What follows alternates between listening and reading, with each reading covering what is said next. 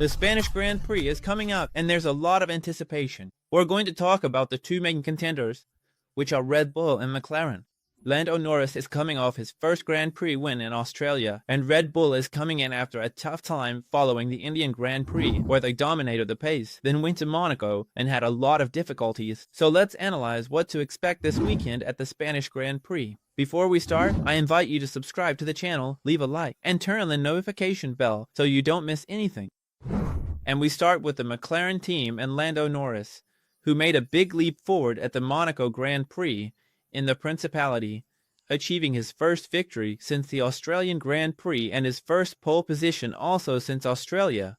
As on the technical street circuit of Monaco, Norris beat Charles Leclerc by 1/10 of a second and his teammate by almost 2/10 in Saturday's qualifying.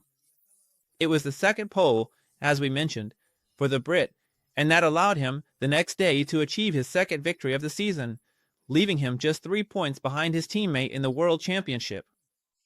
Norris openly admitted during this season that he and his McLaren weren't getting along because he found it hard to predict how the car would react to his inputs, to his commands. This led to some soul-searching and analysis within the Papaya team to make sure their driver could use the full potential of the NCL39, the car that has been the best on the grid at the moment. According to team principal Andrea Stella, Norris's pole position in Monaco has been an important step in that process, rewarding the work he's done behind the scenes at the factory in Woking. Stella believes this could help boost the driver's confidence and might be a key turning point for the 2025 season. Let's remember that one sign of Norris's qualifying struggles was his inability to find those extra tenths in Q3 when it really mattered. Stella pointed out that the best indicator of the team's progress with the driver's setup has been that this step forward is real and genuine. And what better track to do it than Monaco, where to set fast times you have to have a ton of confidence in the car, you have to brush right up against the walls, and you can't leave any margin at any moment. And it was one of the poles with the biggest gaps we've seen this season. It was the second pole this season where the difference was more than 1/10. All the others have been less than 1/10, even though it might seem like it's at the highest level. Then, on Sunday, he had to confirm and back up what he'd already shown on Saturday, but we know that as long as you don't make mistakes, either in driving or strategy, in Monaco, if you start first, you're going to finish first. And even though he was under pressure at the start, where the British driver locked up quite a bit, he managed to get through that first corner unscathed. And then, regarding the McLaren team strategy, Norris also did a good job keeping a cool head, especially when he was under pressure at the end, stuck behind a much slower Max Verstappen, who was holding up the pace to see if a red flag might come out, and with Leclerc brushing the gearbox at the back of that NCL39.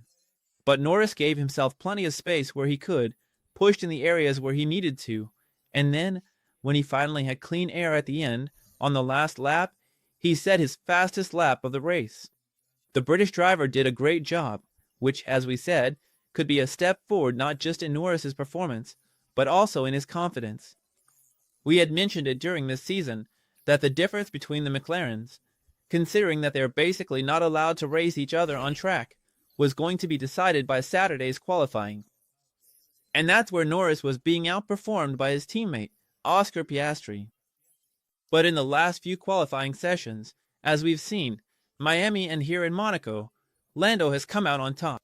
In Imola, Piastri beat him, but I think we're seeing the British driver take a small step forward, and what happened in Monaco will no doubt help boost that confidence, which had been shaky for Lando in the early part of the season.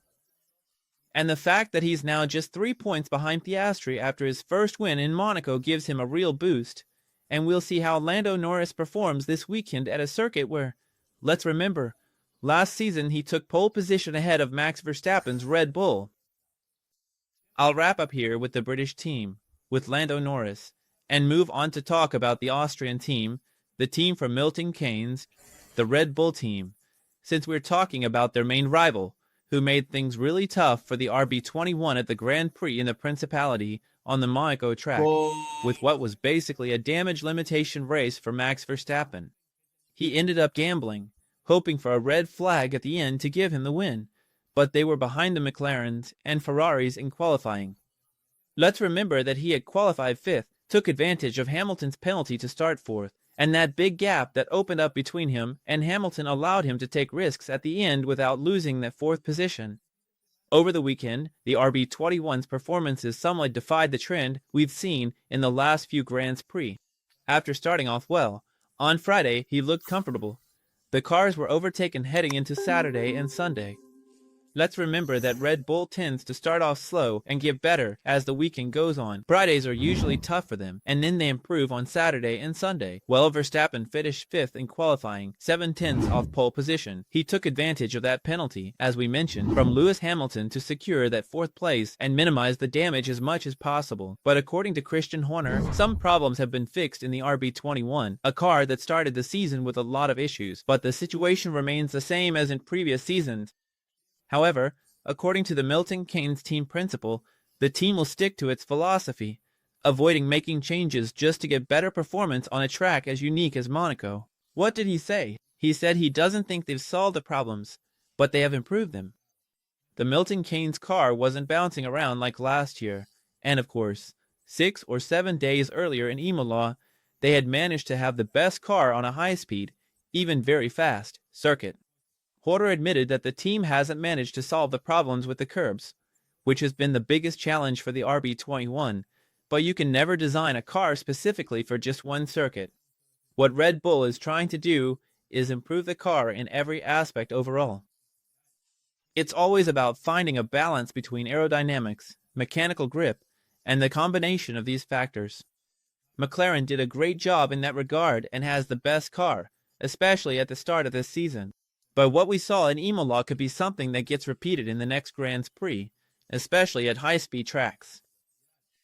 Without a doubt, this weekend another element will come into play, the new technical directive regarding wing rigidity and flexibility, and we might see the differences shift a little because of that. After leading the Principality, Red Bull believes they can be a major player again in Montmello, a track made up of fast corners where aerodynamic load has a significant impact on the overall performance the team can achieve. But as we already know, for the past few months, this new directive will be in effect, and that's where everyone will be paying close attention. What did Horner say about the new directive? He said that it might not affect the starting order, but it is a change that will impact all the teams, maybe in a neutral way. What does he mean by that? That it might end up taking away a little bit of performance from everyone. It will have an impact, said Horner. Obviously, the teams have anticipated it, so it could be neutral, or maybe it will have some effect on tire degradation, or certainly it could make the car a little harder to drive. That's what the team principal from Milton Keynes said. Let's remember that the Red Bull team had reported that Verstappen's goal was to arrive in Barcelona within 25 points or less of the championship lead, because that's where another championship could begin. Well, Verstappen is exactly 25 points behind the leader, Oscar Piastri, and they hope that with this new technical directive, the gap between McLaren and Red Bull will keep getting smaller, and we'll see something more like what we saw, for example, at the Emilia-Romagna Grand Prix, where Verstappen managed, after that first corner with a great move, to stay clearly ahead with a pace that was equal to or better than McLaren's. That allowed him, for the first time, to win without suffering like they did at the Japanese Grand Prix this season, where all 3 cars finished within a second of each other. That's something they're hoping for, and they see it as a positive possibility that it could happen at the Circuit de Catalunya this weekend. So we'll all be paying close attention to what might happen. Red Bull has already put its worst circuit behind them.